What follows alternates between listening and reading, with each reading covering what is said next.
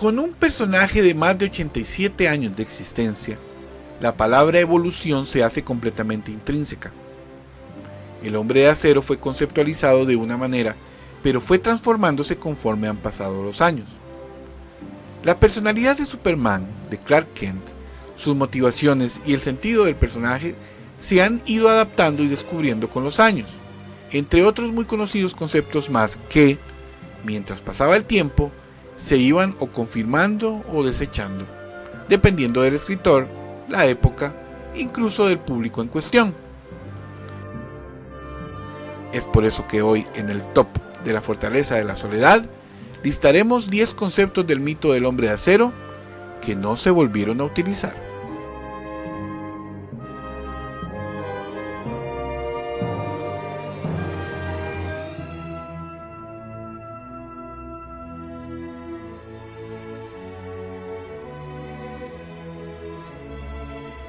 Cuando el Hombre de Acero inició en los cómics, Jerry Siegel y Joe Shuster lo conceptualizaron de una manera muy diferente.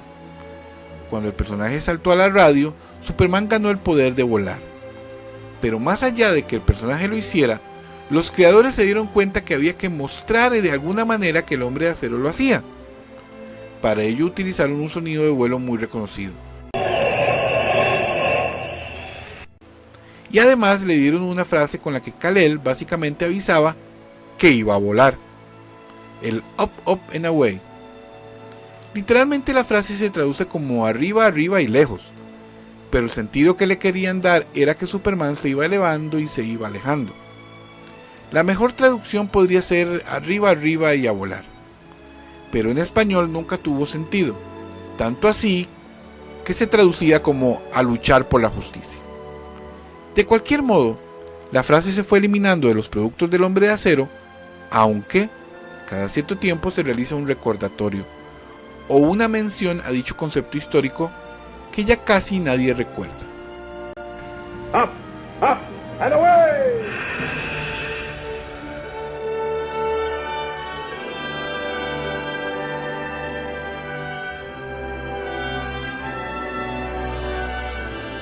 Esto es algo que hace mucho tiempo se convirtió en un recuerdo que, curiosamente, siempre alguien recuerda con algo válido. Tal vez no se usa en productos, pero sí se utiliza muchas veces como para hacer una introducción sobre de quién se va a hablar. Esta frase también nació en la radio, pero se utilizó también en la serie de Frasier de los años 40, en los seriales de Superman de finales de la misma década y la serie Adventures of Superman de los años 50. La frase introductoria es larga, más rápido que una bala, más fuerte que una locomotora, capaz de saltar edificios de un solo salto. Arriba mira al cielo, es un ave, es un avión, es Superman. Después de esa época, y a pesar de que se utilizó como título de la obra de Broadway de los años 60, la frase no se utilizó más, sino como homenaje y referencia histórica. More powerful than a locomotive, able to leap tall buildings at a single bound. The infant of Krypton is now the Man of Steel, Superman!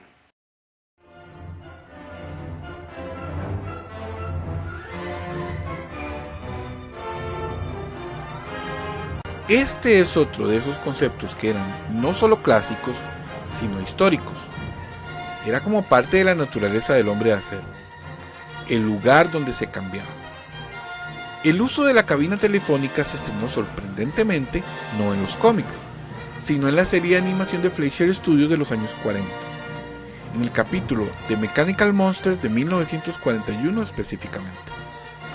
Un año después, las tiras de periódico la volvió a utilizar, y no fue sino hasta 1946, en el Action Comics número 99, que lo vemos en los cómics por primera vez. Pasaron décadas y esa relación Clark Kent, cabina telefónica Superman, se consolidó, hasta que poco a poco se fue abandonando, no sin antes tener muchos guiños para recordarla en varias películas y series de televisión. Y más allá de esa clásica acción, siempre nos preguntamos, ¿dónde quedaba la ropa de Clark cada vez que se cambiaba?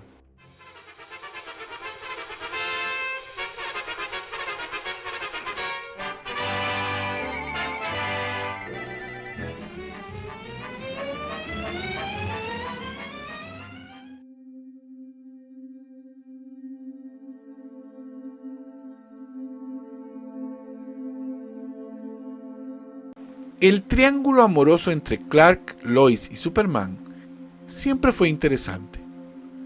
Lois amaba a Superman, pero ignoraba a Clark, sin saber que ambos eran la misma persona. Eso fue canon por muchísimo tiempo.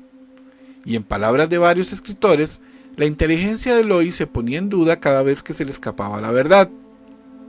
Muchas historias imaginarias y de Ellsworth se realizaron con las décadas, tanto en cine como en cómics, pero no fue sino hasta 1991, en el Action Comics número 662, casi 53 años después de la creación de ambos personajes, en que Superman le revela su doble identidad a Lois. Clark y Lois ya tenían una relación, lo cual lo hizo más especial, y desde entonces, más de 30 años después, sigue siendo canon. No ha habido programa, cómic ni película en el que Lois no sepa quién es Clark Kent. Y la verdad, que eso hace muy interesante su relación. Thanks for carrying all this stuff. Lois, there was something I wanted to tell you. If it's about the trial coverage, it can wait till tomorrow. I've got to fly. Lois, I have something to tell you.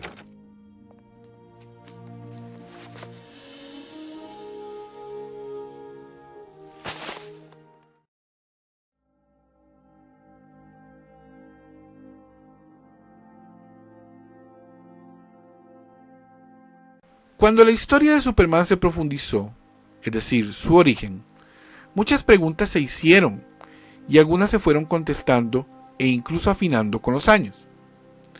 Primero, tanto en los cómics como en la serie radial y de Fleischer, que fueron fuente importantísima de datos de origen del Hombre de Acero, no quedaba claro cómo Clark Kent se creó. En la serie de animación, por ejemplo, se decía que un motociclista encontró al niño y lo llevó a un orfanato. En la serie radial, Superman recibe su nombre de alter ego Clark Kent luego de un rescate y pedir ayuda. En los cómics solo se nombran a los Kent y a veces solo a Mary Kent, sin recibir nombre para el padre. Fue en la novela de 1942 The Adventures of Superman de George Lauder en que aparecen como Even y Sarah Kent.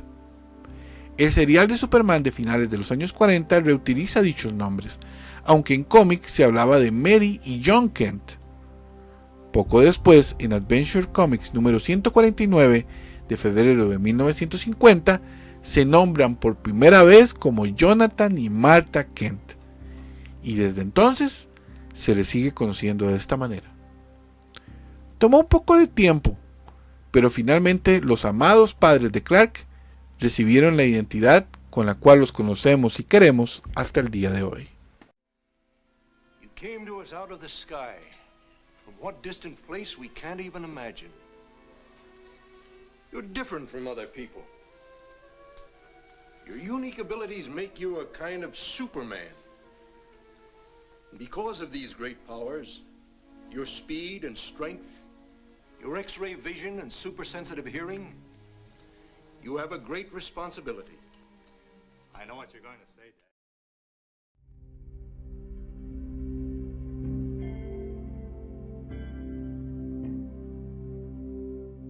Si para nosotros, más de 80 años después, ver la serie de Fleischer Studios es tan emocionante, imaginen cómo pudo haber sido para los fans de la época.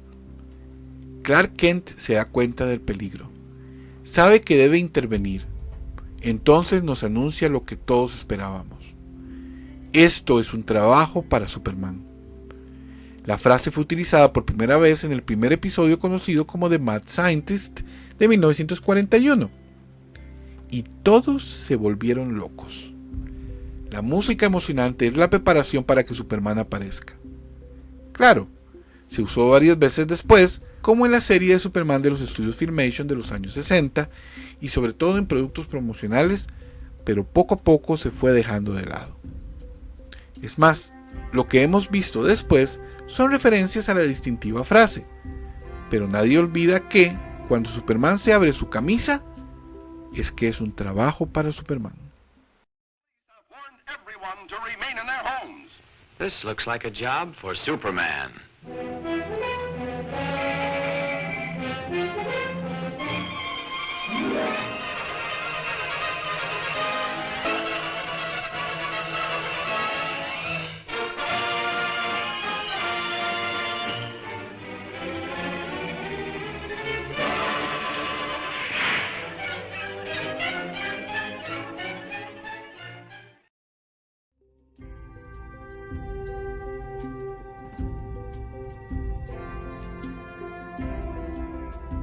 Desde su concepción, Lex Luthor fue un gran acierto, un enemigo humano que pudiera plantarle cara al Hombre de Acero. Fue el mismísimo Jerry Siegel y su amigo Joe Shuster quienes lo crearon, así que apareció primero en los cómics, específicamente en el Action Comics número 23 de abril de 1940. Eso sí, solo como Luthor, pero fue en los seriales, específicamente en Atom Man vs Superman de 1950, donde lo vimos en acción y se solidificó su imagen calva. El nombre Lex como tal vino después, aunque ya lo tenían en mente. Sin embargo, Lex era un científico, lo que llamaríamos un científico loco, pero en nada se parece al que conocemos hoy en día. Fue gracias a los cómics de Man of Steel de John Byrne de los años 80 que la personalidad de Lex cambia y se convierte en un multimillonario corporativo con recursos casi ilimitados, cuya obsesión por Superman lo lleva a querer destruirlo. Así que Lex pasó de ser un científico criminal a un empresario manipulador que todos reconocemos y hasta tememos. Cops are outside and Superman's with them. Send out a shockwave. It's suicide at such close range. It'll collapse the cave. Do as I tell you. Foster, man the controls. We'll be buried alive. You haven't the...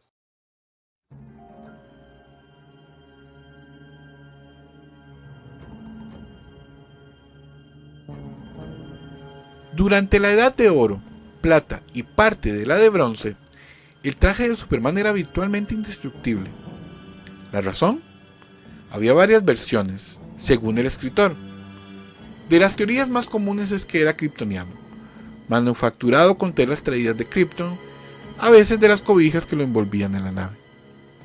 Como era de origen kryptoniano, tenía propiedades similares a Superman, como la resistencia total, entre otras cosas.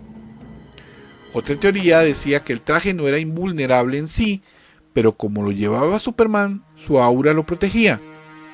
Eso fue más explotado en la época moderna, pero ya se esbozaba. En la época de los cómics de The Man of Steel de 1986 de John Byrne, se viene un cambio importante al rediseñar el concepto del traje, que ya no es kryptoniano. Clark lo cose él mismo, con tela terrícola. La gran justificación para que no se destruya es que Superman emite una aura bioeléctrica que protege su cuerpo y lo que esté pegado a él. Por eso, el traje tan ajustado no se daña fácilmente. La capa, al estar suelta, sí puede romperse o quemarse. Este detalle se volvió canon durante muchos años y explicaba por qué a veces la ropa quedaba intacta y otras veces no. Don't ever come here again, or you won't be going back.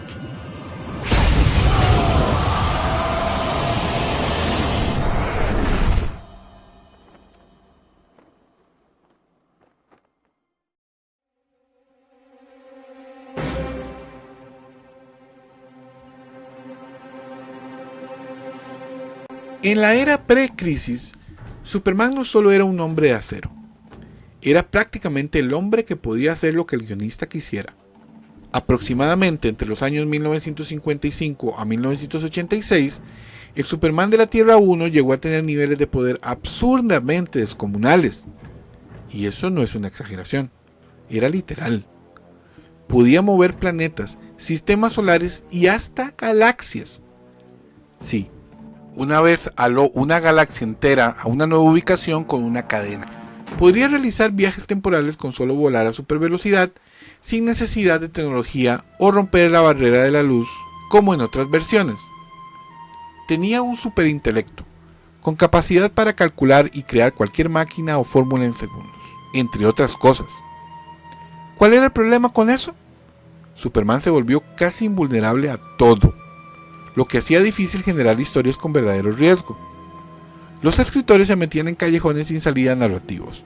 Por eso se recurría a la kriptonita en cualquiera de sus 16 sabores, a la magia y a villanos de escala multiversal. Entonces vino Crisis en Tierras Infinitas, entre 1985 y 1986, donde DC decide rebootear su universo, y eso incluye reiniciar a Superman.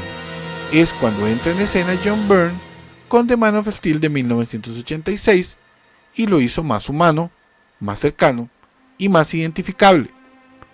Superman así sufre una reducción severa de poder. Su fuerza ahora es limitada, pero aún es impresionante, y se le da más enfoque en Clark que en Superman. Así Superman se vuelve más hombre y mucho menos Dios.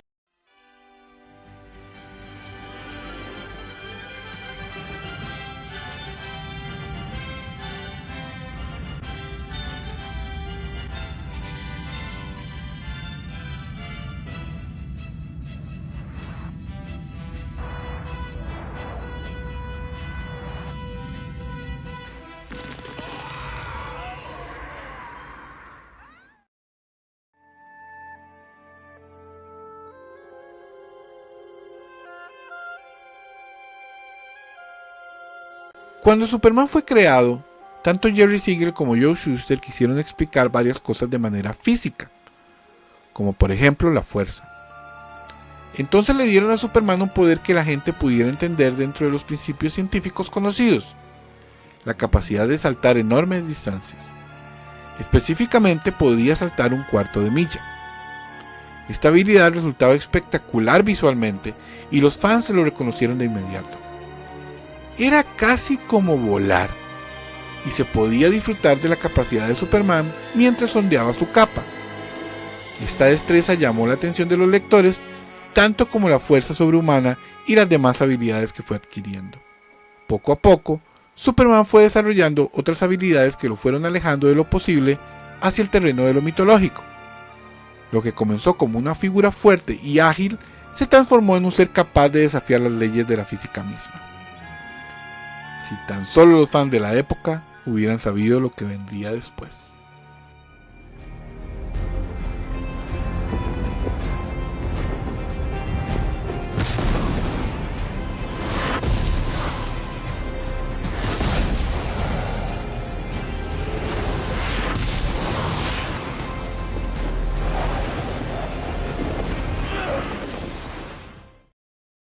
¿Qué les pareció este top? ¿Recuerdan algún otro concepto de Superman que se fue perdiendo? ¿Cambiarían alguno de posición? Queremos conocer sus opiniones. Y con esto damos punto final a otra edición del Top de la Fortaleza de la Soledad. Los esperamos en una próxima edición.